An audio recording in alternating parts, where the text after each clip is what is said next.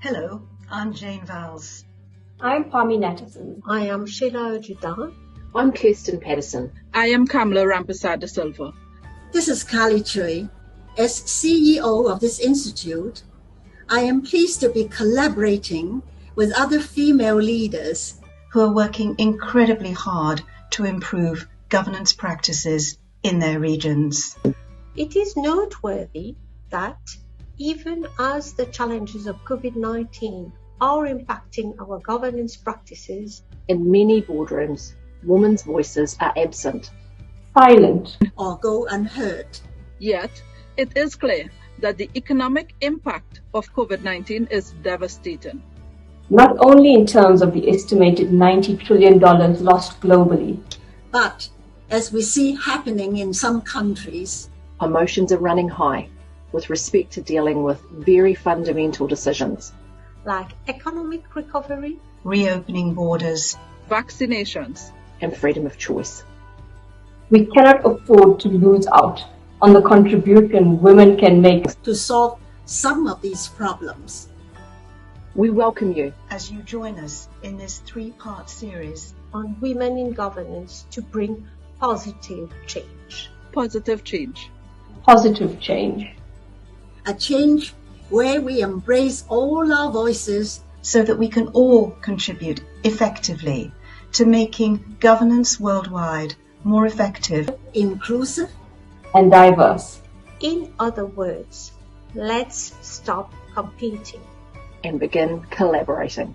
Let's help solve many of these problems.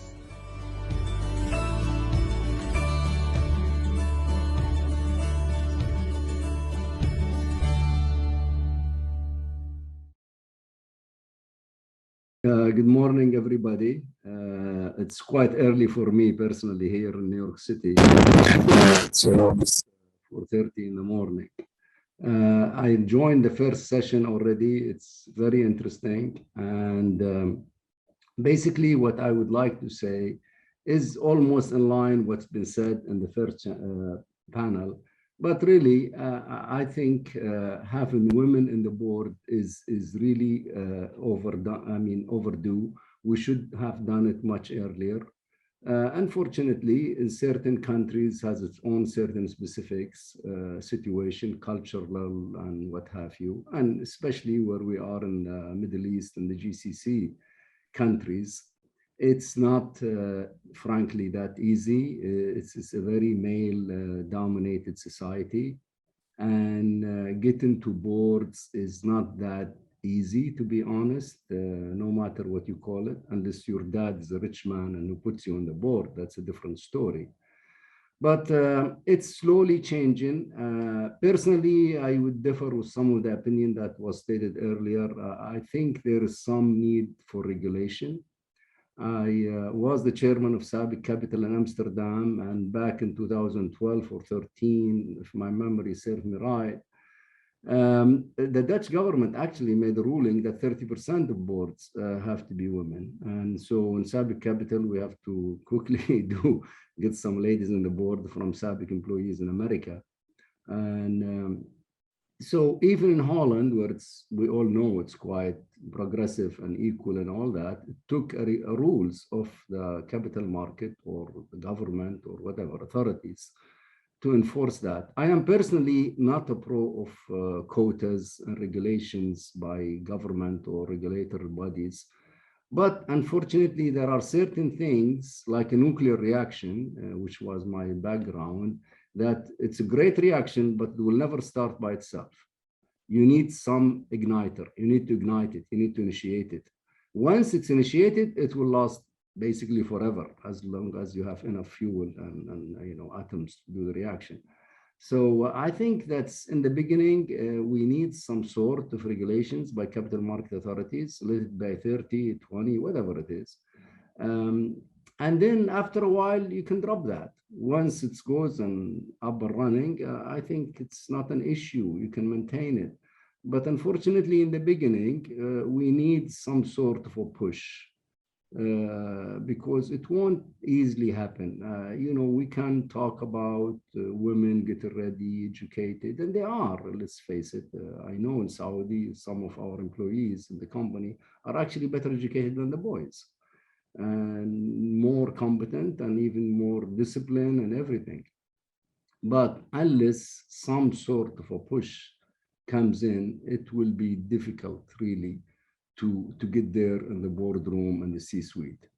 And it takes that kind of things. At the same time, I also agree, once ladies, women on the board, also they should not take it for granted and say, I have to take the airtime and because I'm a woman, I should do that. There's no, at the end of the day, we're all equal, men or women, there's nobody different than anybody. There are all the one who knows, the one who knows better than others, and that's just nature. And that's something we should enforce. That's something in any board. There should be some push for inclusion of diversity, not only the female side, but even different culture, different things, especially when you run a global company like we do. You need different people. In New York City, we have a board meeting and we have 2 women on the board, and it's in America. And imagine only 2 out of 10, that's 20%. So, and there is no rules here, of course, but it's kind of expected. So I think in countries like our part of the world, where it's a little bit, women are disadvantaged, let's call it, in a male-dominated society, traditional society, there have to be some kind of a push, and that's needed. And I think with time, this will happen eventually, and it has to be encouraged and done. At the board level, I think some enlightened boards are already doing that, but not necessarily all. If you look at some of the boards I know of in the whole GCC, maybe Bahrain is a little bit ahead. UAE has some regulation doing some of that. Saudi doesn't, which is the largest country in the region. So there is more of a need for some sort of push in our part of the world. And I think once it's done, it will take care of itself. And we should push that. And I am a believer that having women in the board will add an advantage to the board itself and the business by bringing a different point of view, more of analytical, more of a compassionate, more of an emotion side, because let's face it, most of us men tend to be a little bit hard, a little bit more of the scientific, people like me, physics and math and engineering and finance, it's kind of very dry subjects. And so we need that perspective on the other side. And I am sure by including the female part of the society, which is another thing, it's a 50% of the population, we like it or not, that will add, a big benefit to the business and opens new avenues. And it's really overdue. We should be doing that long time ago. We shouldn't be even needing a meeting like this to promote this. It should happen naturally because nature is men, women are more or less 50-50. But unfortunately, in different societies, different things. If you look at the Scandinavian countries, for example, which is quite progressive, you find they have even a law there. In Norway and I think Denmark, they're requiring at least 30%. So there is some sort of a push for that. And I think it will happen naturally. Of course, it will happen, but it will be much slower. It will take longer without regulation. It's like when you look at corporate governance, transparency, and all that. Companies, let's face it, will do the minimum as much as they can because it costs them money, effort, and things. But when it puts in regulation, and the regulator requires that, let it be CMA or central bank or whatever it is, then companies will respond. And they will find a way to meet the rules and regulation of the law. And so it's same thing with having the females part on the boards. you need that kind of a push. And eventually, of course, you don't need to keep that law or regulation in place. It can be changed.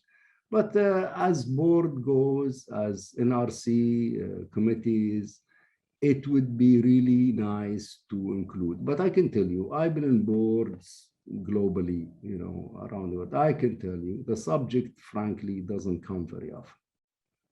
We can massage it, we can BS it, we can do what we want. The bottom line, it really doesn't come naturally. It's what you call it, the old boys club or whatever it is. I don't think it's intentionally, to be honest with you, but just the way it is. Guys, older guys like me or whoever been on boards and others just don't think of that. They just think of chief results. What's your quarterly result? What's your safety? What's your this? Boom, boom, boom. And how much dividend you're going to give and so on. So unless there is something from the outside to push that kind of things, it's actually very hard to happen naturally, because by nature, business is concentrating on results, and mostly it's financial results, because that's what the market wants and that's what the shareholders require. And up to now, shareholders are not saying how many women you have on your board. Maybe some do, but the reality of the matter, they're looking how much dividend you're giving. What's your EBITDA? What's your net profit? And so on. That's really what drives the business. And so that's what I see the things for it. So I'm not going to talk too much. I'm just going to throw in my 2 cents in the basket and stop here and take question later, and wish you a great meeting. Unfortunately, we could not make it in person, so we have to do it remotely. Thank you so much. Thank you. Thank you. If I can start us off on Q&A with 2 things that I've picked up. One of them is actually coming from the previous session that I wanted to bring through to you that I picked up. There was one question that said, are men doing enough to add their voice to this conversation and help fix this problem that we have? And then there was another comment that sort of said, even men who buy into this idea perhaps don't know what they should be doing. So I'm interested in your perspective on, do you think men are doing enough? And if not, do you have some tips on what types of things they could be doing to help with this? Well, frankly, I always known to speak my mind. I don't think so. I don't think men doing enough. And I don't think they do it on purpose either. I think just in a board meeting, there is so many things happening, and the focus basically on, the health of the business, the safety, or whatever industry you are in. And, they just don't think of that. They're thinking of what's going to happen tomorrow when the announcement comes. How is the market going to react? Is my share price going to go up? Is my share price goes down? Unless you affect that kind of mentality of my share price, my profit, my this, men by nature, I'm not saying men, it can be anybody, frankly, who's in a board. Board priorities is shareholders, benefit.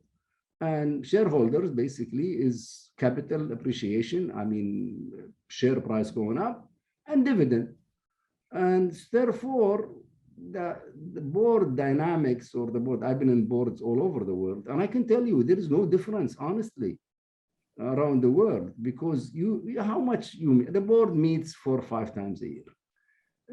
Meets, in America, we meet longer, 1 or 2 days. In Middle East, unfortunately, you meet 2 hours and everybody in a rush to leave. I have a flight to catch and so on and so on. So how much discussion are you going to have? Not a heck of a lot, to be honest. And therefore, men do, but I would not blame it on men or women. It's not a gender issue. It's just the way it is, and it happens hundreds of years, whatever it is. And priorities of boards tends to be shareholders and stock market and dividend and so on. So the subject that frankly doesn't come naturally because their priorities are different. And therefore, that's what my argument is, you need some sort of ignition. You need to ignite it by some sort of regulation. That's really my point, honestly. What was the second question? Thank you. So my second question is, it's touching on something that you've already talked about, which is the cultural differences. And you mentioned, you know, different countries and cultures having different sort of approaches to men and women in society. So in my mind, I'm just thinking, if we shift this corporate culture towards men and women are equal, do we need to be doing more to shift societal culture as well? Because you'll often find you'll have in the workplace a powerful woman leader, but back in a home society, when she goes home, she needs to be subservient to a male, for example. So I'm just interested in that paradox in your region. Yeah, but really not necessarily, to be honest. I think some women acting like men is counterproductive. A woman is a woman, a man is a man. You know, you can't really be a man when you're a woman, technically, by biology. And therefore, men at board will actually find it too much a turn off of somebody on the board acted too much like them, because they respect who you are. I mean, they don't have to, you don't have to prove yourself. You're as, you know, as good as the men. There are women who are 100 times better than men. Let's face it. And therefore, I think the most is to be yourself and add your own perspective, your own point of view to the discussion or to the board meeting. I have in Bahrain, where I'm on the board of ALBA, we have 2 ladies out of 10, and here in Tronox in New York City, also 2 out of 10. And I must say they do represent, and what I would say, a great woman on the board. Not proving they are equal to men in any sense. They are not inferior either. But you don't have to go out of your way to show you're like that. You just act like a board member. That's it. Doesn't matter, man or woman. And I think overdoing it tends to, frankly, backfire and give women actually a bad name on boards. And people say, oh, look at this board with this woman, blah, blah, blah, blah. And unfortunately, some men use that to justify not having women in their boards. So you shouldn't fall in that trap. That's really not so healthy. So it's better just to be yourself, and that's it. So there's a question from Joy Marie, and I think it's linked to, you know, the statement around shareholders wanting financial returns or dividends, right? So that their focus is on financial progress. So she's saying, you know, how do we raise the consciousness of the board by almost putting it in financial terms? So what would the impact on return on investment be if there were more diverse boards? Do you think, you know, if there were better decision-making, etc., perhaps the financial performance would be better? So is there more we should be doing around amplifying that message? I fully agree. I think there is some studies, there is some statistic, although it's not a lot, showing actually with women on board, actually there is a better share price, a better return, because women add some more of the emotion, more analytical side to the discussion at the board level, and more of a better decision at the board level. There's no question. Unfortunately, that's still small and not widely known in the general business community. It's not something people said, oh, company A has women, therefore their performance is better. That's not there yet. But absolutely, there is a lot of indicator and some studies that actually shows that. But if you wait, it will take time for this to happen. Remember, you know, these boards and these businesses, they've been there hundreds of years, you know, and we human beings, let's face it, we don't change very easily. We all talk about change, but change on you. When it comes to me, I like the way I am. So, you know, so it will not happen so easily, to be honest with you. And I think the more women on board definitely is better. And some of us who studied and read and some of these know that, but that's a minority. That's extremely a small group, extremely. So it needs to be more publicized. And I think it's, again, back to some rules and governments, regulation. Do you think companies will be transparent and publishing financial results if the regulator didn't say so? They will not. I can assure you that. I've been a CEO for many years and CFO for many years. And I can tell you, they find it a hassle. And we human beings by nature don't like to do something that's a hassle. And therefore, they will not. And therefore we do all these things, which are right, don't get me wrong, but because there is requirement to do so. And therefore, that's what we need to do. I mean, that's really honestly the point. I'm trying to be very blunt here, so I hope I don't upset anybody. Thank you so much. So there's another question from Ehsan, and I think it's linked to this whole conversation around quotas. Because very few countries in the world have legal quotas for women on boards. And if certain countries are far away from being able to get there, Ehsan is saying in emerging markets, would making certain legislation for certain industries or sectors, for example, fashion or education, at least be a start to us having more women inclusion on boards and in the C-suite. What's your views on that, on targets for different sectors? I personally don't think it's helpful to have certain sectors. I think you should just make it like the Dutch or the Scandinavian made it, just boards 30%, 25, whatever you call it, period. Doesn't matter what industry, because the board is not a specialist people. If you sit on a chemical company or a bank or insurance, so you not have to be an expert on that business. They're out of 7 or 10 or 12 board members. There's always a diversity. There is legal people, there is financial people, engineers, and what have you. So I don't think, honestly, you have to make it specific for industry per se. We should just make it the way it is, that others have done, and successfully. If you look at Scandinavia, the number of women on board is quite up, and because of regulation. And once it's there, then it can be disconnected. The rule can be changed. That's it, khalas. So no, I don't think, honestly, to be just specific to industry. But then you create kind of discrimination. Yeah, these boards for women only, or no, this board, no, not women. No, it's not. Board is board. It's more of a generalist. It's more of looking strategically, looking at business longer term. It's not, honestly, if you run a chemical company or you run a fashion, at the end of the day, it's a balance sheet. At the end of the day, it's a net income. At the end of the day, what the company add to the society, or how the company behave in an ESG, or what's environmental, and so on. So there's really no difference, to be honest with you. Thanks. So I'm going to paraphrase a little bit John's question, and it's really, I guess for me, it's, do you think boards around the world should be thinking a bit more creatively around gender on their boards? And what are, some of the advice you may have in terms of strategies they may use to improve these numbers? Yeah, absolutely. Yes, of course. But again, I go back. If you leave it to board just to say, be good, do good things, be nice and things, that's more of a wishful thinking.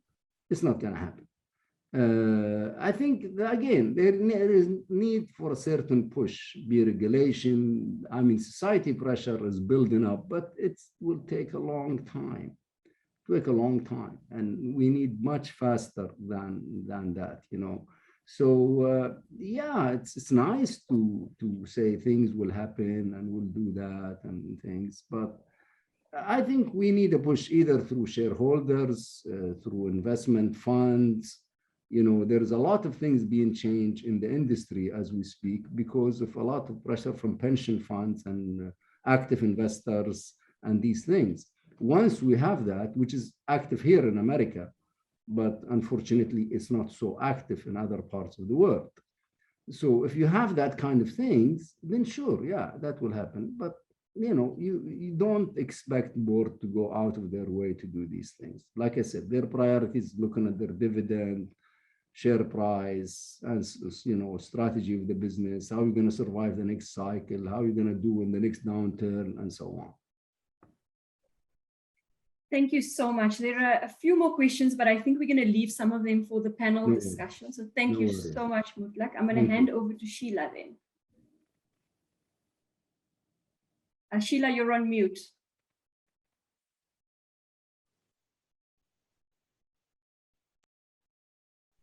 Sheila, you're still on mute. Okay, thank you, Pami, on this. My thanks and appreciation for this reflective expose. And I must say that the insights that we are having today were truly helpful, ranging from, having the right culture, setting the targets, having sustainable goals, quotas, mentoring, and so on. So thank you very much for that. So now it is with great honor that I will introduce our moderator for the second session. Charlotte Balor has over 35 years of experience in finance, primarily as an investment banker in Denmark and UK. She has an extensive portfolio career with a number of non-executive directorships and chair roles, as well as delivering training and advising boards in corporate governance through her company, Global Governance Group. Charlotte's board roles in listed organizations have taken in the chair of Kennedy Wilson Europe Real Estate PLC, NET of 3i Infrastructure PLC, and chair of Blackstone Loan Financing Limited. Charlotte's unlisted experience includes being a non-executive director of the international engineering firm Lang Walker and chair of the Institute of Directors UK. A lifelong human rights advocate, I must say, Charlotte is driven to play her part in creating an inclusive society. Being diagnosed as autistic at 52, she began advocating around neurodiversity, equality, and inclusion, working at the intersection of government, industry, and the third sector. Charlotte is also the founder and chair of Board Apprentice, a not-for-profit organization set up to improve the pipeline and diversity of board-ready directors. We are pleased once again to have you, Charlotte, here with us today. So over to you now. Thank you. Thank you so much. I'm delighted to be here, and having listened into to the previous session, that was very interesting. And I really enjoyed Mutlaq's input. Thank you very much for that. Refreshing. My pleasure. Candid and honest. It's great to hear.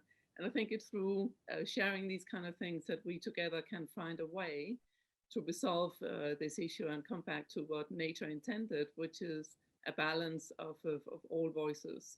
When we really get that into the decision-making process, I believe strongly that then we make better decisions. And we certainly make sure that we turn every stone to ensure that we do just so. I have a great panel that I'm moderating here today with some very, very experienced people who will give us some good insight into or more insights into the gender balance on boards. We have, I'm not going to go over their CVs in details. We agreed that we would rather give them more time to speak and more place for that. So we have Kevin Ramkaloan, CEO of Business Mauritius, taking part. We have Farah Fustok, CEO of Lazards and president of 30% Club Middle East and North Africa.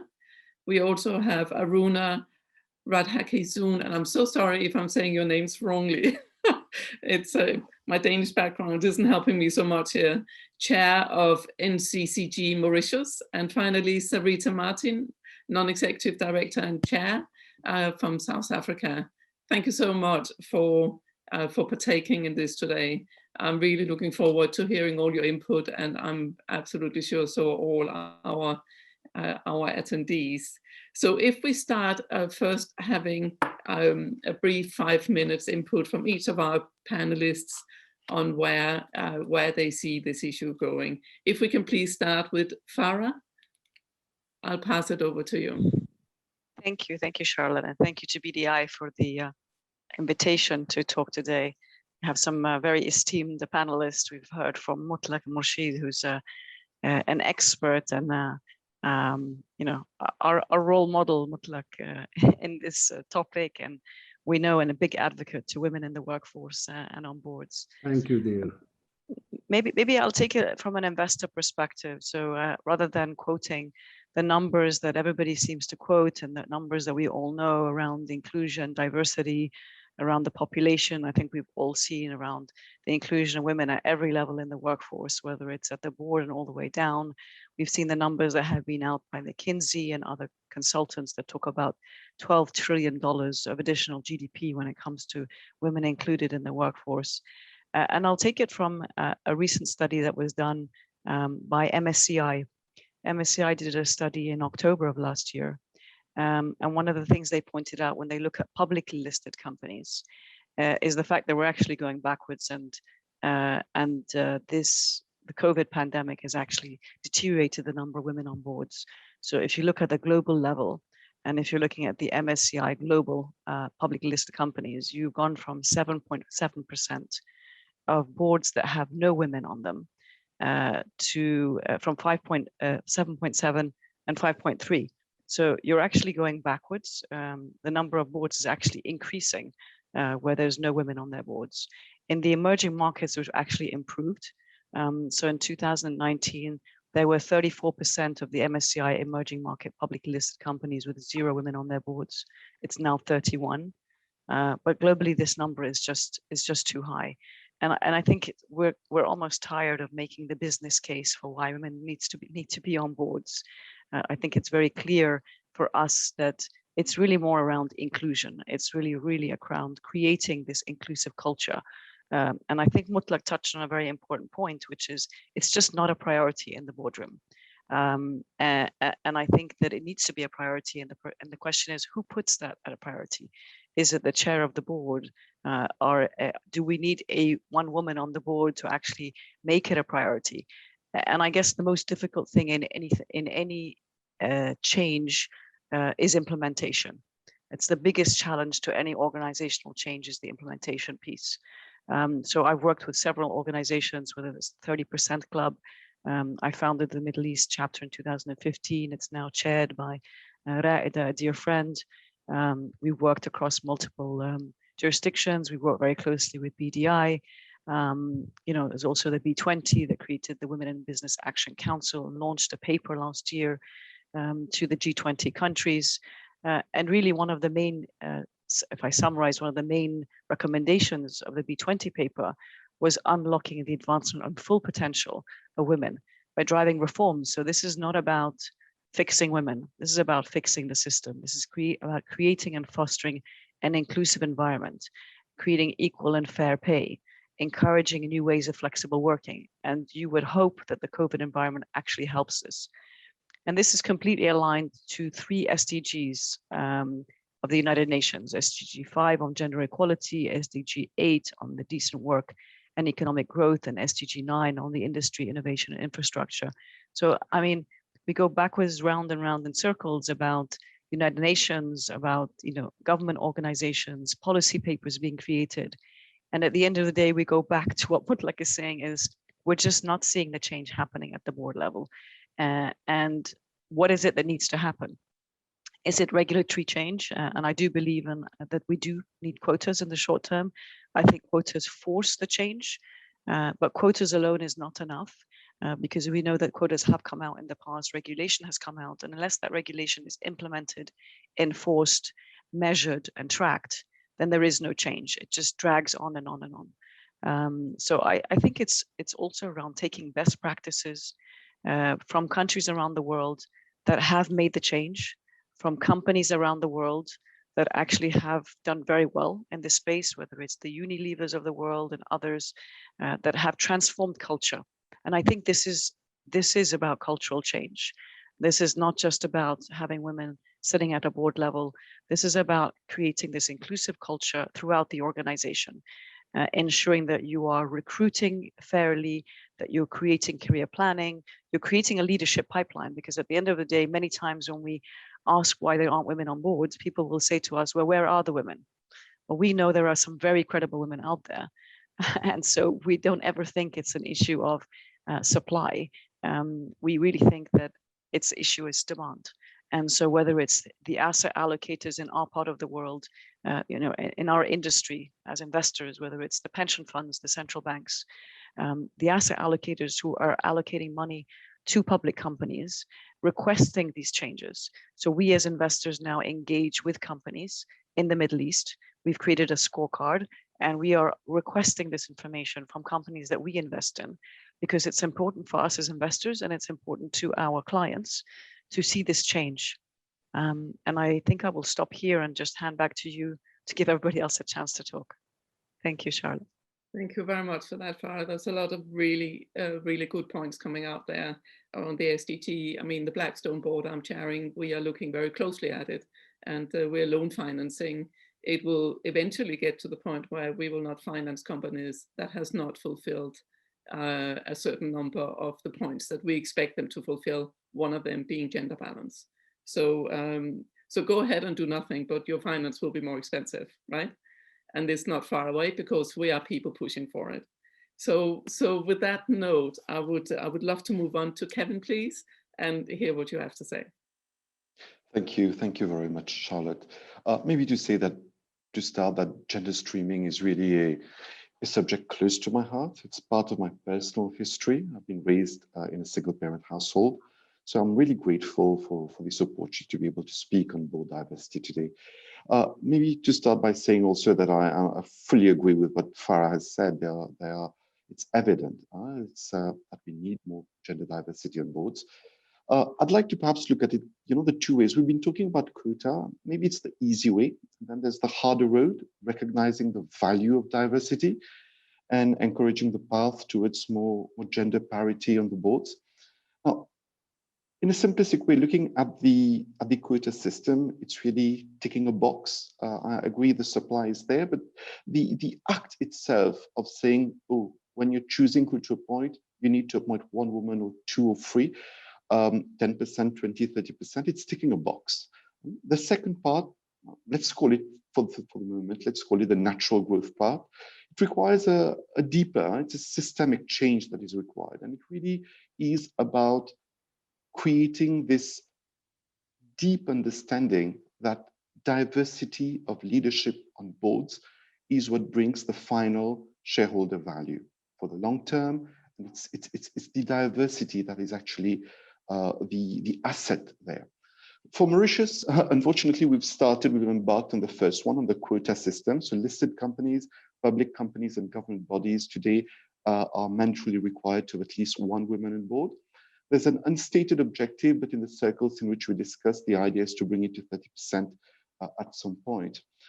But in my view, it's the longer road. It's the natural path that will, in the end, bring more value and be more sustainable over time.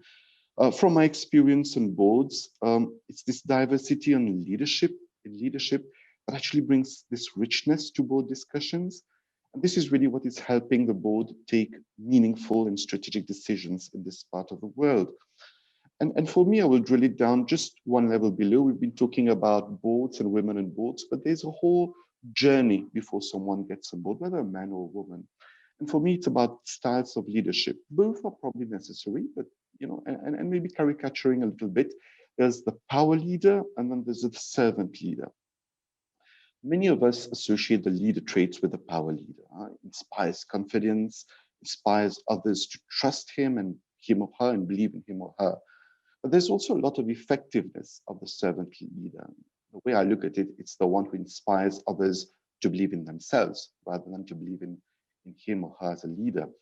And quite interestingly, if you look at historical point of view, the idea of leadership until quite recently used to be the servant leader. I take you back to the before the Common Era, Lao Tzu, Cicero, they were all talking about the servant leader as being the real leader. And then it's really around the 16th century that you've got Machiavelli coming with the idea of the power leader. And I will bring back to what the keynote speaker was talking about earlier on. It's about authenticity. And somewhere in a board today, some ego is important, some empathy is important. And I wouldn't necessarily classify ego as being men and empathy women. They exist in both sexes and in all the genders. But by having diversity, by having both men and women on boards, it gives us really this possibility for authentic ego empathy discussions and bring us there. But for us to be able to go towards there, we need to go a little bit further and see how to bring this natural path to make it more equal, both for women and for men. And then, unfortunately, I mean, I come from Mauritius, and we are a very well-known model of positive development, having grown from a low-income economy at independence to a high income in 2019.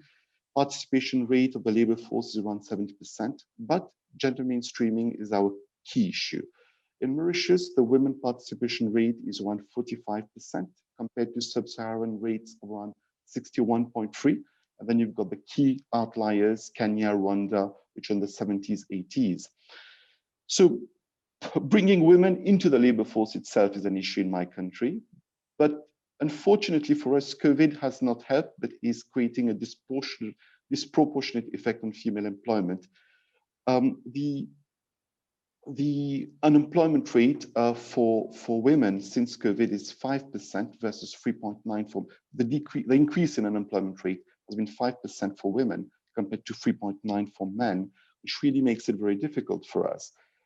And in fact, our largest local bank, commercial bank, has a report, the MCB Focus, that actually tells us that if we're able to increase the female labor supply by 1%, we're going to increase national output by 0.9%. This really makes a case for us to bring more women into employment, to get them to grow and get to boards.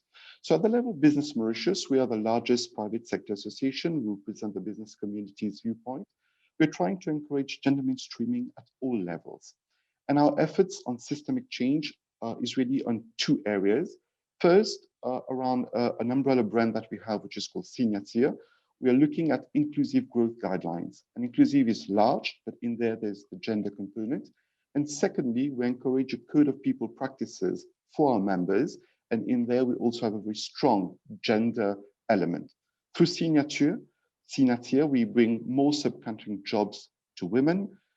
The idea of being able to encourage appointment of women at management levels, calculating, monitoring the gender pay, having flexible hours for mothers and single parent households. And through the Code of People Practices, we have programs on gender mainstreaming and addressing also gender-based violence, as well as programs to encourage family-friendly work practices and also parental leave as opposed to maternity leave. We see those as blocking points in the growth path in the career growth of women in our economy. We have 4 priorities for this natural path that we've been talking about. The first one is a top-level commitment. It's necessary and it has to be encouraged. Transparency, because unless we're able to measure, we won't be able to improve. A whole set of actions around the nomination committee leadership. And finally, creating the enabling environment. And that is key. Being able to have this flexibility in the work environment helps not just the women, but actually the family and the family-friendly practices. So in summary, I won't go very far. In fact, based on this, our view that if in the short term quota is required to kickstart the process, a little bit what the keynote speaker was saying, okay, fair, fine. If we need to ignite the process externally, that makes sense. But really the real change will be a mindset change. And for us, this is about being able to improve the natural path for gender mainstreaming and gender parity at all levels, to the management level and from the management levels to the board level. And for this, we believe that business associations, such as Business Mauritius, can play a meaningful role because we can accompany these changes in our membership, and we can also advocate for policy changes that can have a real and sustainable impact in the long run. I'll stop there and take over for questions. Thank you very much, Charlotte. Thank you so much, Kevin. That's some great points you put out there. Yes, absolutely. I think the broader society does have to be coming behind it. And speaking as a Scandinavian, this is what we have. The whole of society is behind the equality we expect to see in society. If someone actually has opinions to the opposite, society will take them down pretty quickly. So we have that automatic leveling the playing field on an ongoing basis. We could do it, other countries can do it, but maybe we need to look into how to do the knowledge sharing and get the steps in place to get to that place. Thank you so much, Kevin. And I'd like to move over to Aruna, please, to hear your input. Thank you, Charlotte, for the introduction. And thank you to the 6 governance institutes for organizing this conference. A special word of thanks to Sheila and the MIUD for inviting me today. There's been some great interventions since this morning. My intervention will be principally focused on the Mauritian realities. Mauritius has adopted the National Code of Corporate Governance since 2016. It recommends that all organizations should have female directors, but it falls short of insisting on gender parity on boards. The Companies Act was amended in 2019 to provide that there should be at least one woman on the board of a public company. In today's modern world, these are perhaps too weak signals sent by the regulators to the corporate world. Let us now turn to some gender statistics regarding Mauritius. The Gender Statistics Report 2020, issued by the Statistics Office of Mauritius, highlighted a number of matters. In 2020, women outnumbered men as they lived on average 6.8 years longer than men.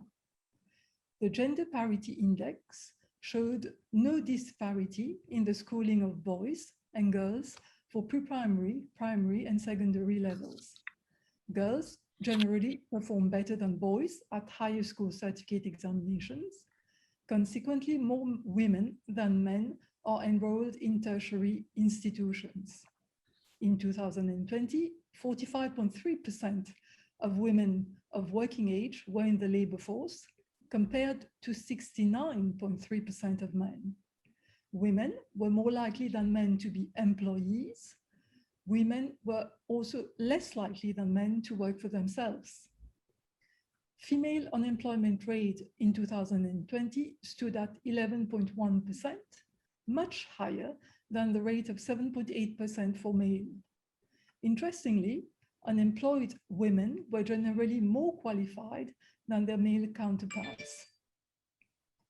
Women were also largely unrepresented in decision-making at higher spheres of Mauritian society. The percentage of women among cabinet ministers stood at 12.5%. That is 3 out of 24 ministers. Interestingly, the report also revealed that more women are holding senior positions in government services, positions such as Senior Chief Executive, Permanent Secretary, Deputy Permanent Secretary, Director, Manager, Judge, and Magistrate. This proportion increased from 23.1% in 2000 to 39.7% in 2020. The Corn Ferry survey carried out this year on directors' fees and board composition reveals that out of 53 companies surveyed in the private sector, the presence of women in directorship roles continues to increase from 4.58% in 2014 to 13% in 2021. In 2014, there were no female board chairmen, whereas in 2021, 6% of chair roles are filled by women. The stats speak for themselves. The public sector in Mauritius is faring much better than the private sector, sorry. So what lessons could Mauritius Inc. draw from the public sector? Firstly, women choose the public sector in Mauritius because it is perceived as more transparent, objective, and meritocratic. Once you have been recruited at a certain position within the public sector, you're considered worthy to reach the top, and you advance automatically over time in your career with no glass ceiling or discrimination issues.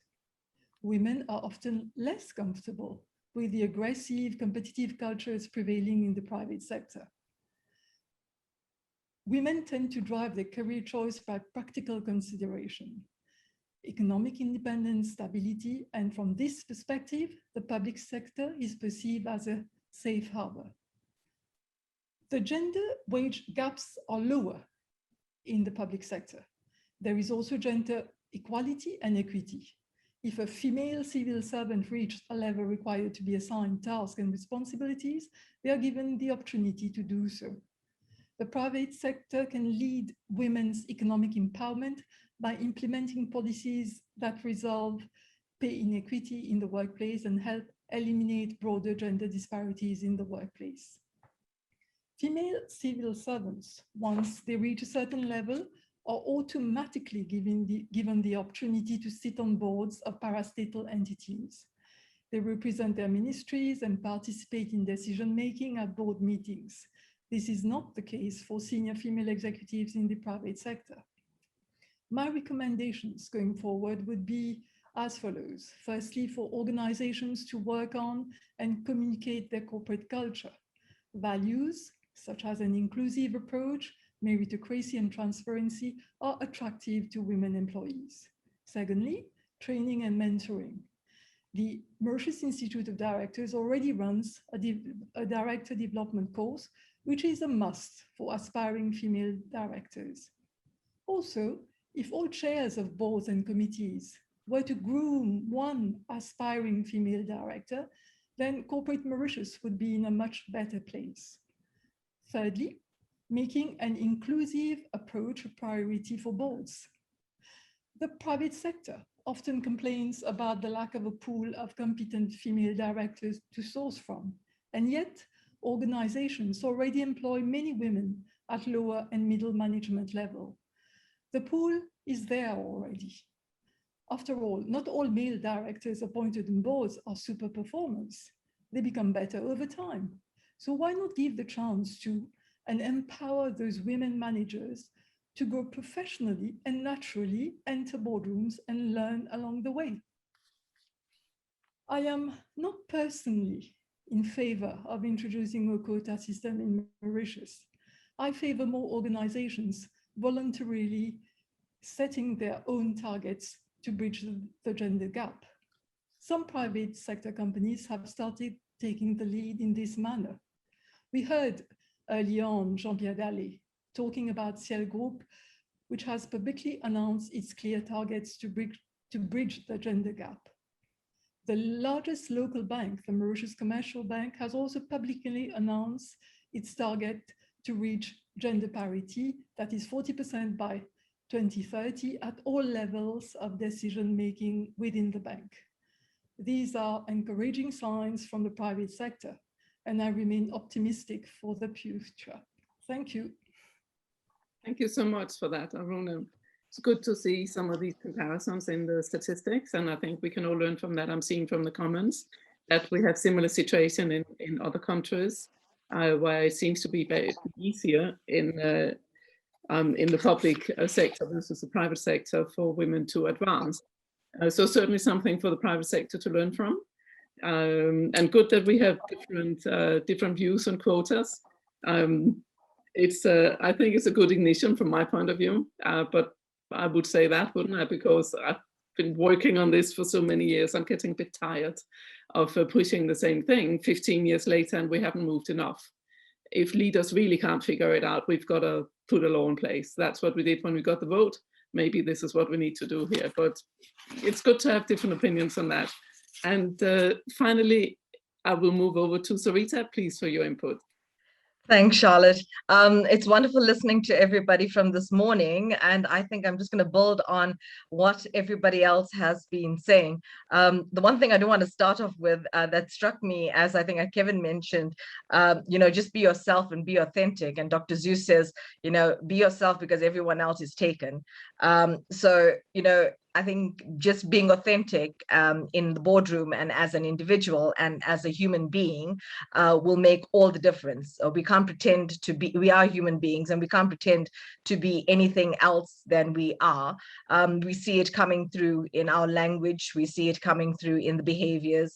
And at the end of the day, we can talk to the end of the earth about quotas and about changing mindsets, but we all come from a history, we all come from a background, we all come from a legacy. And I've been asked to speak to this topic from a South African perspective, and many of you are aware of South Africa's history and where we came from and entering democracy in 1994. And there was a quote that said, diversity may be the hardest thing for a society to live with, but perhaps the most dangerous thing for society to be without. And I think that that's really profound, because within South Africa, we moved into democracy in 1994. We've had all the pieces of legislation. We've had the Employment Equity Act from 1998. We've had the Basic Conditions of Employment Act. We've had the Black Economic Act that's come around. It hasn't changed people's behavior, because I don't think people change because they're forced to change. I think people change because they want to change. And so it is about just a more emotional maturity, I think, that is required from individuals sitting around the boardroom table. And there was reference made to nominations committees and to chairs, and on the boards that I've sat and from the Institute of Directors of South Africa, where we do board evaluations and nominations committees, people appoint people who look, feel, think the same as themselves. And that is what we've noticed. So you do need great leadership from your chair in order to see this change coming through. That's the only way in which it does come through. In South Africa, we have made progress. Aruna mentioned, public sector in Mauritius making good progress, and we have seen a change in public sector. But you wonder if the change is real or if it is at face value. If actually those women have a voice, or are they just a statistic? In the private sector, we have lots of companies listed on our companies registry. We have very few listed entities, and our Johannesburg Stock Exchange does have a diversity policy in place. So we are starting to see reluctant change coming through. We have more than 50% of our population being female. Colleen is the sort of the expert on gender, our 30% club and the statistics. But at the end of the day, I disagree that we cannot find the skills that we need. It's where you look. When nominations committees say, well, we can't find the skills, and then I look at the individuals that come through our programs at the Institute of Directors that are so well qualified, articulate, personable, have amazing personalities, that understand their fiduciary responsibilities as directors, that are investing in themselves. And so nominations committees, I think, need a more formal and transparent process, and not just asking the directors around the table, well, who do you know that we can look at? I mean, we all know that happens, so from a democracy perspective in South Africa, it was forced upon us as we went into democracy. And it's a movement that led to a better country, although you've watched the news over the last few weeks, and you can see that we don't always get it right. You can regulate against racism and sexism and harassment, etc., but it doesn't necessarily mean that people's attitudes and views and behaviors are going to change. We've got a great governance code in the King Code, even from King 1 to King 4. And, at the end of the day, again, the delegates often say, so why don't we create this as legislation? It's like, you've got more than 3,000 pieces of legislation. What's going to change? You have to be able to monitor and enforce. And we've seen the name and shame that goes on, but also just do the right thing. I think as organizations, from an ethical perspective, it is the right thing to do. Diversity on boards is the right thing to do. Why? Because the collective wisdom that many of my colleagues around the table and that have spoken before have referred to brings about a richness of debate and discussion. And, you know, just hearing somebody else's view, although it might not be my view, just, you know, creates a different thought process. We've seen a lot of female CEOs in South Africa. We've seen a lot of female ministers in South Africa. We've also had Thuli Madonsela as our public protector, who is very, very well regarded. But we have also seen female directors that have resigned off boards because of sexism, because of the manner in which they were treated, because they did not have a voice. And when you go through a nominations process as a director, you know, you can read the integrated report, you can read everything that's on Google, you can have a wonderful interview, but at the end of the day, when you sit on that boardroom table and your chair doesn't give you a voice, you feel totally helpless. And so we've seen a number of female directors that have actually stepped down. But, you know, so as I said, it all starts with how directors are appointed. Who's doing that appointment? Who's sitting on that nominations committee? Where are they looking for those individuals? Because there are wonderful directors out there, both male and female. And diversity is not about male and female. It is about the difference in thinking. If you look at the definition of diversity, I would also say that, you know, you need courage. It takes a lot of courage to be a director. It takes a lot of courage to make your views known in the face of apparent adversity, and a chair who does not want to give you that opportunity, or to go against, to buck the trend in a way. And that is one of the attributes that we look for in directors. But you can't really in a nominations committee ask someone, do you have courage? It's like asking someone, are you a person of integrity? You know, it makes absolutely no sense. You have to test it, and you have to test their behavior. And you have to, I think, as directors, both male and female, you have to believe in yourself. You have to believe in your value system, what you will stand for, what you will not stand for. I know from a personal perspective, and I was asked to share my personal perspective as well, that there are boards that I will not sit on or that I have turned down. Why? Because the individual sitting around the table did not give me the impression that I would actually have a voice to make a valuable contribution. And so I believe in myself. You know, I think I don't know, mentioned the pay gap. You know, and our South African Remuneration Association just put out a statement to say that the pay gap is still there, even though we have legislation against it and we're looking at that Gini coefficient, but it's about prejudice, you know, and that's what the chair was quoted as saying, it's about prejudice. So yeah, it's like, who do you want to see sitting around your boardroom table? The other thing is that, you know, diversity and inclusion needs to be top of mind for boards. And so when we talk about ESG, for example, that's part of ESG. We can't just talk about it from a theoretical perspective. We have to talk about living it as an organization. We have to talk about it as believing in it as an organization and not just ticking the box. I think those organizations that tick the box will never be sustainable. At some point in time, the truth will come out. You know, truth always comes to the top. And as I said, in South Africa, we've got diversity policies. We've got every policy under the sun, as well as every piece of legislation with regard to diversity. But at the end of the day, if nobody believes in it, and our boards have historically, and this is what I see in evaluations, they have historically got into bad habits. And so it is difficult to change. Until you change the leadership, you don't see a change coming through on boards. Or in organizations, even CEOs of organizations. So, you know, they believe that what they're doing is right. This is what we're going to look at. And again, talking about ESG, but then when you listen to what they speak about, they're only focusing on the finance. They're not focusing on the environmental. They're not focusing on the social, you know. So that's really important, that we actually understand that we believe in this and that we're going to do it. And when we listen to the language, we need to hear that language of governance come through. So yeah, I don't think there's a lot of diversity around boardroom tables.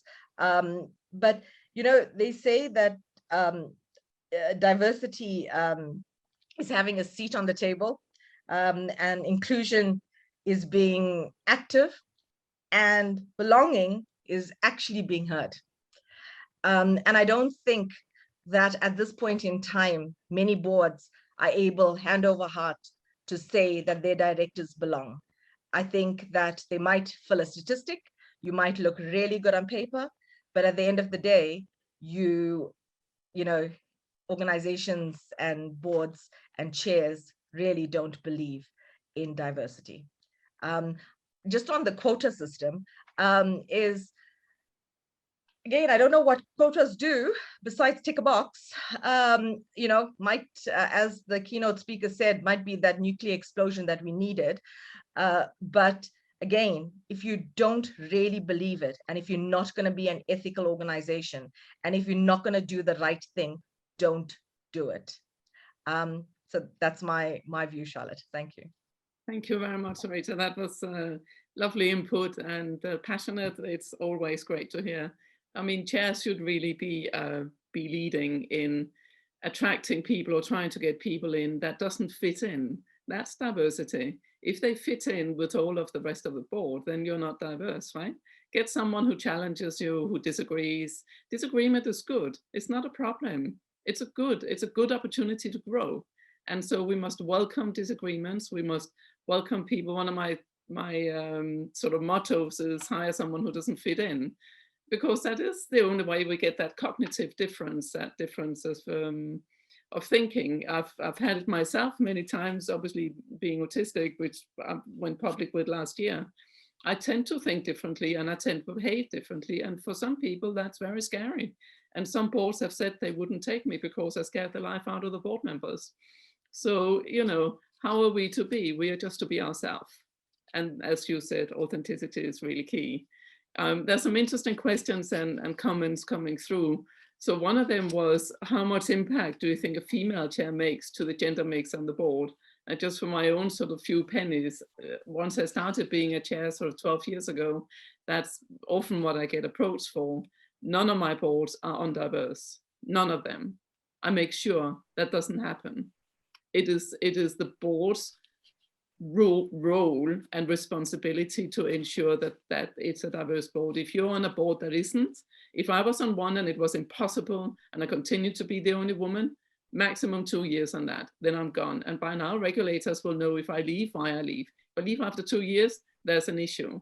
And people know well enough that that will be the case. And we can all lead by example. So I wanted to pass over to each one of you for sort of a sentence on, would it make a difference if we had female chairs?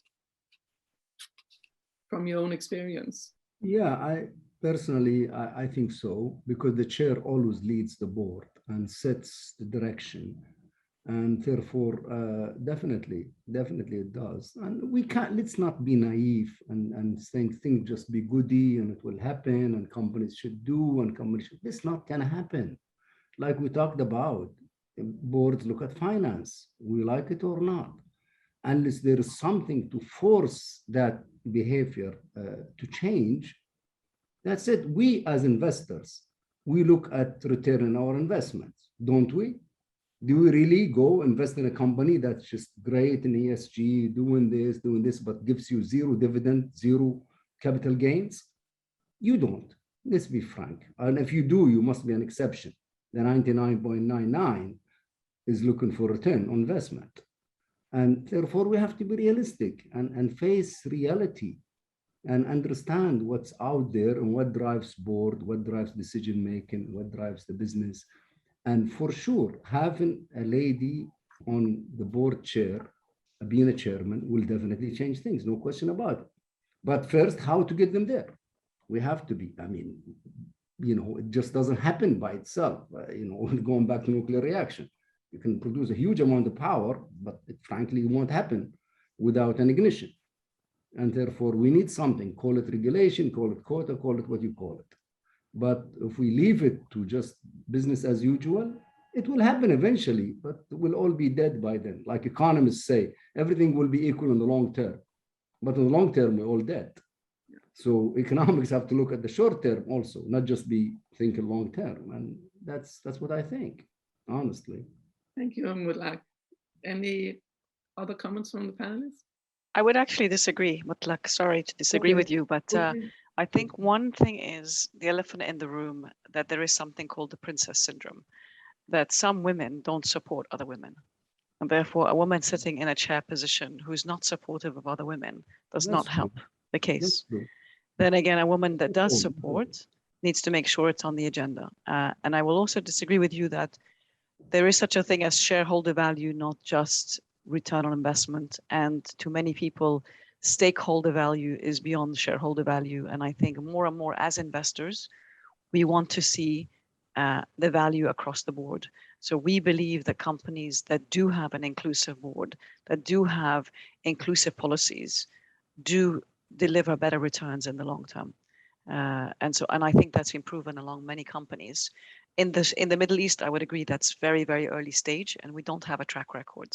But I think in many countries around the world, there are companies that have really focused on stakeholder value and have delivered better value to their shareholders. Yeah. Thank you. Thanks, Charlotte. If I could just say, Mutlaq, I also disagree with you. And I support what Farah is saying. One is ESG is a global movement at this point in time. We are even starting to see organizations such as BlackRock come out, this year with an annual letter. And there is a focus on ESG. It is no longer just about the financials. It is about the long-term sustainability of an organization. Perhaps part of it is about, it's actually about value creation. If you look at climate change, at the end of the day, when we look at KPIs of our executives, and we only have financial KPIs or strategic KPIs, they make absolutely no sense, because what are you doing about the culture within the organization? What are you doing about the impact of your organization on society? And how are we measuring that? And we know what doesn't get measured doesn't get done. That's the bottom line. The second thing to your question, Charlotte, is I don't think it makes a difference whether there's a female chair or there's a male chair. I think what you need is you need the right chair.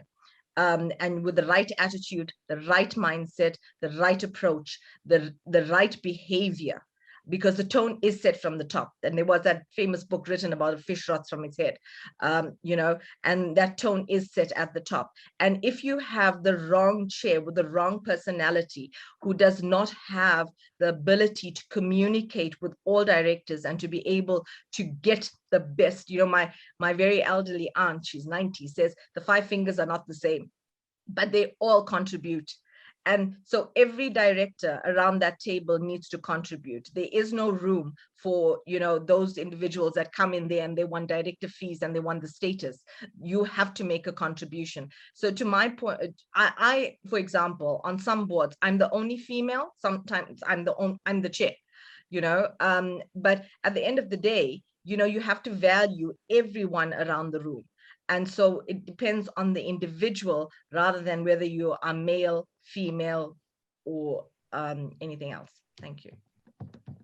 Charlotte, if I may, I also very much agree with what Sarita is saying in terms of it doesn't matter if it's a man or woman. What is important is the attitude. I'll just go a little bit further. I think having a woman on a board, what's the objective? The objective is not to have just women on the board. The real objective is to have more gender parity across organizations. And really, I think the way we could do this is if we're able to set the agenda. The ESGs are one, but within the ESG, to be able to understand that inclusive growth is what is actually building shareholder value in the long term. Stakeholder value, but also shareholder value. It's about impact investment, but it's also about long-term return on investment and value of the company. So I think to be able to do that is what really is the difference and what really would make the difference. We've done it in Mauritius based on climate change. So we've ensured that we've created some facilities where there's blended loans, blended facilities for investments that are towards climate adaptation and climate mitigation. And now we're moving it to another level where there's also a gender component to it. By having this cross-cutting view of how the gender issue or the gender mainstreaming impacts on overall investment, and making sure that on all investments, on all decisions, this is part of the considerations, I think we'll reach much quicker and faster to the end objective of gender mainstreaming, and just by saying, let's have a chairperson who's a woman on a board. Thank you. Thank you very much. Perhaps just one small contribution. I think in countries where the stats are very low in terms of gender parity, getting women to chair boards, be it private sector, public sector, parastatal bodies, does have a plus in terms of being there as a role model for the other women to muster the courage to go up. I've had a few chances of being, I don't know it's a chance, but of being the first woman chair on a number of boards. And that's the feeling that ladies come up to me and say, and they feel they can and so on. And I find also sometimes when you have women who chair, they're actually more result-oriented, goal-driven, the boards get wrapped up quickly, it's business. It's a different way of leading, I suppose, and that helps overall. Thank you. Thank you very much. I mean, I would hope it doesn't make any difference, ideally, right? We just have the right person who does the right thing. It just is that so far, that's not what we've seen. So that tells us something, just looking at the past. So something else is needed, whatever that something else might be, but certainly something else than, what is it they say, more of the same thinking that it gives a different outcome is insanity, right? So maybe we need to be clear on gender parity in terms of female labor participation as well. I mean, who's driving that? Who will drive that if we haven't got leaders that are balanced male, female? Leaders need to lead. That's why we are leaders. If we are sitting on a board and thinking we are not there to lead, we are wrong. Step off, right? Don't be there if you think you're there just to be there. You're there to lead and stand up. And sometimes that means you get a slap in the face if you say something people disagree with. And that's part of the game. That's part of it. And we all need to just deal with that. There was another question around how do we address the groupthink mentality? Some of what's been said already has addressed that in a way, but I don't know what you as panelists, what your thoughts might be on trying to disperse of the groupthink mentality. Sarita? Thanks, Charlotte. You know, that groupthink mentality has often been built over a number of years. And as I said, you know, historically, if you got the same people who are appointing people that look like them, think like them, etc., you're going to get the groupthink mentality. You also need individuals to have that ability, that courage to break that groupthink, to bring a different perspective. And so I think once you start to see changes on boards with diversity in every respect, including millennials. I see there was a question around, you know, younger individuals on boards. They bring a totally different perspective. I mean, I could be a mother of a millennial. You know, they think so differently that it is not the manner in which I have been brought up to think. And so I think the more we see this, you know, this wave of change coming through, which does scare a lot of people because they think automatically that they're going to become non-executive director, although I see PwC has changed their retirement policy now. You're no longer forced to retire at 62. You know, once you start to see a different mix of skills, of race, of gender, of diversity, of thinking, and, you know, more of that those non-financial individuals on boards, I think you will see a natural break in groupthink if the individuals appointed have the courage to go against the trend. Thank you. That's a big if, because it's always a bit scary and people feel they're risking the position they fought so hard for. But it's worth it. it's easier to look yourself in the mirror. Any other comments on the groupthink? I think it's not that easy. Like I said, you need something to push it. We all human, we all like to do things the way we've done before. It's comfortable. Change is always uncomfortable for us, we like it or not. And therefore, we need some kind of an outside push to move things. And it's very typical, you know, you sit in boards, we all sit in boards and so on. And people get together, they think alike, they like the people who think like them, you know, it's human nature. And it gravitates to think kind of herd mentality. And that's sometimes quite dangerous, but unfortunately you need some outside, either a chair who's really enlightened, which is not in many cases, to be frankly honest. This is a rare commodity to find, to push that board out of the comfort zone. And therefore, we need some sort of shareholder push, you know, institutional push, something that needs to be done, to be honest. If we wait for it to happen naturally, it will take a long time. It's not going to happen. I've been a lot on John Cotter and his change, 8 steps for change. We haven't even reached the first 2. First one is sense of urgency, which we'll only get when we have enough dissatisfaction. Then there'll be a social hit somehow, right? And then the second step is a powerful coalition. So without those 2, we get nowhere. And I'm not sure we have those 2. I'm not sure we have them. So we need to consider, how do we get the sense of urgency in place so that it actually happens? Last year's Black Lives Matters changed the conversation, certainly on many of my boards, with regards to ethnic minority and how we solve that issue, because we now had a social rising. Are we really going to wait for yet other social risings from women, especially wanting equality? What about the leaders just doing it before that happens? But how do we get that urgency, right? That's the problem. Charlotte, I would just add that I think we are all responsible. Each one of us, each and every one of us that sits on a board is responsible to make that change.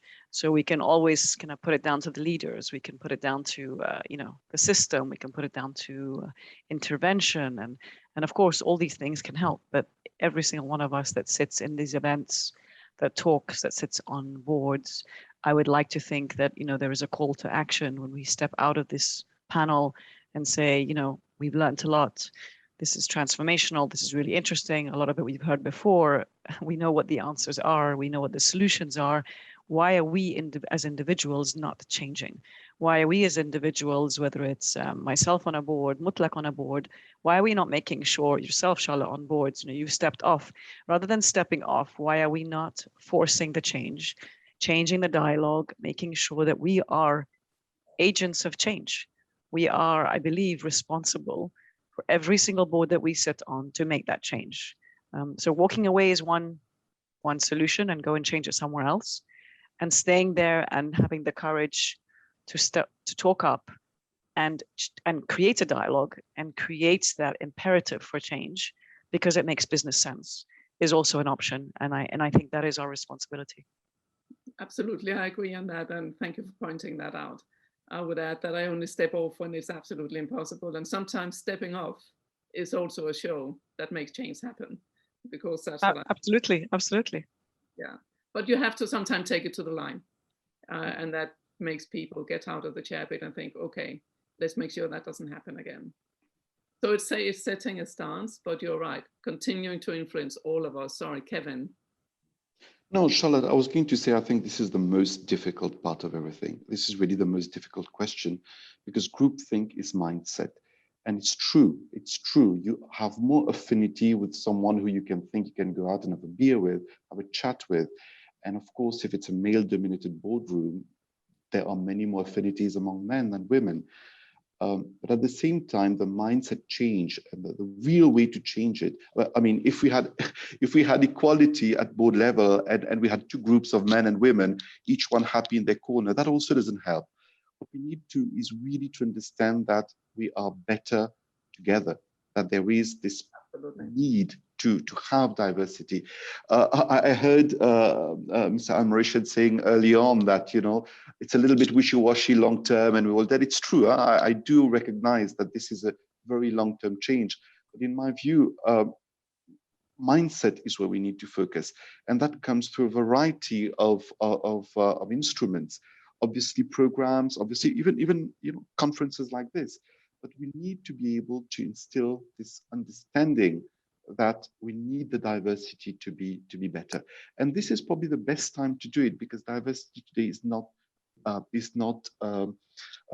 binary. Today, diversity, and I think Sarita was talking to us about that a little bit early on. We talk about sexuality, pan diversity with the millennials, but also with this changing gender neutral environment. This is probably the best way for us to move forward. The best bonds today are the millennial bonds, which are looking at the new technologies. I mean, as an investor, you know you're going to areas to invest where you don't know anything about. The Facebooks, the GAFIs of this world are the ones that are actually making all the returns. None of us are technology savvy to the level of understanding that a Snapchat is worth more than a Mediclinic, but it is. And this is why we will need to embrace diversity. And hopefully through this mega change that's happening, we will also change faster, I hope. Thank you. Thank you very much. We're coming up to the end of the session. Thank you so much for all of you. It was a great conversation, and I saw it more as a conversation which I found really enjoyable, and with all your different inputs. I happen to be a single mom of 3 kids, which I've been for 11 years whilst judging my career with it. My youngest is 17, it's a daughter, and I do have a big struggle explaining to her why she will get paid less for the same work. Yes. Consistently in the top of the class, well above all the boys at this stage. So it's hard to explain to our younger generations why. Why is it that you are worth less than men or than the boys you've gone to school with throughout your school career? And when she says to me, why, Mom? I had no answer. I had no answer. I want to have an answer, and I want to be able to say, we fixed it. We, us, the leaders of the generation that can fix it. That's what I want to be able to say. So thank you so much for all of you to take part. Thank you so much for having me here. I really enjoyed it. Well done to all the director organizations putting this together. It's a necessary thing to keep talking about. And after this comes many other diversities and equalities that we need to talk about too. But this is a good starting point. Thank you so much to all of you. Thank you. Thanks, Charlotte. Thank you. Take care, everybody. Thank you. Charlotte, thank you so much for that. And thank you to all the panelists and the speakers that we've had today. You've absolutely done a fantastic job. Thank you so much. I'd just like to say also, as I sum up, thank you to Sheila and Palmi for helping us organize today's event, but thank you to Kamla for all her encouragement in the event previously, and we're looking forward to Carly and Kirsten's event on the 11th of August, so that will be the third and final one as we look at corporate governance policies that support women, so trying to bring it all together to a conclusion and hopefully having some really strong action points to take away. But thank you to everybody. We've heard the passion on all sides. We've had some great insights. I love, we've got to ignite this nuclear reaction. I think the optimism that Helen brought at the beginning as well. But I personally am a great believer in setting those targets and having some regulation, but some firm regulation in order to kickstart the change that we need to see. And I think that we've seen in those countries where they've brought in those regulations, voluntary or not, mandatory or voluntary, it has changed, it has moved the needle, it has made the change that we're looking for. We've heard that this isn't a supply problem, it's a demand issue. So how do we change the conversation at the board? We need more advocacy, and all the institutes that are here are participating in this event are those advocates on your behalf with the regulators on a regular basis. But we've heard that the investors are also having a greater say, and that ESG is going to push these things forward. And I think that is extremely important and very encouraging, but it's still not enough. We need more men in the conversation. We definitely need more men. We have men like Mutlaq, who has been an advocate for women on boards for a long time, and has had a lot of courage to encourage that in not always very easy situations. But there are many other men out there who are supportive, but we need them also to speak up. I love Charlotte's board apprenticeship. We need mentoring, we need coaching. We need to get the chairman to put this on the board agenda. We need the NRC to be tasked with focusing on inclusion. It is their responsibility to lead this for the board. And of course, it's the right thing to do. But Charlotte, we need to fix it. I want to see my daughter or my granddaughter having equal pay, having equality, and not being the only woman in the room, for sure. So we need to do something, and we can do this together. We're gathering momentum, but we need to keep our foot on the pedal. So thank you, everybody. Thank you very much. Thank you to the GCC BDI team behind the scenes, because they've brought you all together today and made it all technically possible. And I know it's a lot of work, guys and girls, but thank you so much for all that you've done. And thank you to everybody. We look forward to seeing you for the third one. Do not miss it, the 11th of August. See you all there. Thank you. Thank you. Like we've seen the light come up in New York. You started in the middle of the night, and we've seen the dawn rise.